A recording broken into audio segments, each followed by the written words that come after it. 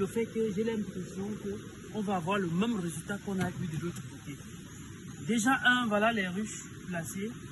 Les ruches ne sont même pas déjà nettoyées, justement parce que s'il y avait un suivi, ces ruches ne devraient pas être à cet état parce qu'on devrait venir nettoyer ces fourmis.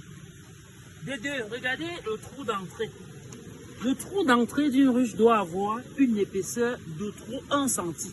Parce que l'abeille est extrêmement infime. Quand vous laissez un trou de ce genre, dans des grandes zones, il y aurait des souris qui vont entrer ici et d'autres prédateurs.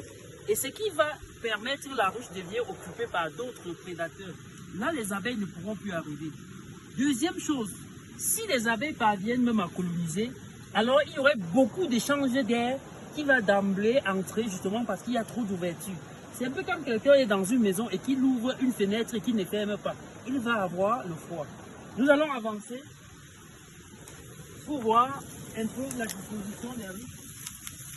Et je vois les mêmes choses. Ici, ce n'est pas toujours colonisé. Et j'en doute même qu'on va en avoir des ruches colonisées ici en nombre signifiant. Regardez vous-même ce que je vois ici. On peut un peu balayer avec la caméra. Et c'est la même bêtise que j'ai soulignée à Fumol et que j'ai souligné hier à Bana. Les gars, ça ce n'est pas ce qu'on appelle créer un rucher. Si vous aviez choisi cette étendue comme étant un rucher, il est idéal de capter les ruches en hauteur sur des arbres et de les ramener pour construire un rucher. On ne vient pas dans un rucher, on voit une ruche qui n'est pas colonisée. Ça ne se fait pas. Ça veut dire qu'on a putain un rucher. Quand il se rend compte qu'il y a même une ruche qui a déserté, il ressort la ruche du rucher et pas capter quelque part pour en constituer le rucher. Regardez vous-même. Nous sommes déjà à 3 ruches. Aucune n'est colonisée. Avançons. Là voici. C'est simple. Il est simple de savoir si une ruche est colonisée ou pas. Nous regardons juste au trou d'entrée. Il n'y a pas de va-et-vient.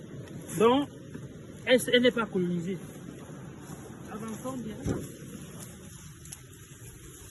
Sur cette bande, avec tous les erreurs que j'ai soulignées, la ruche n'est pas colonisée.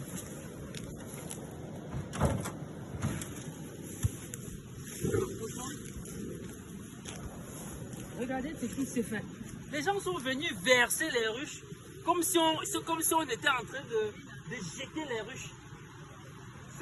Avec ça, on ne peut pas avoir un taux de colonisation signifiant.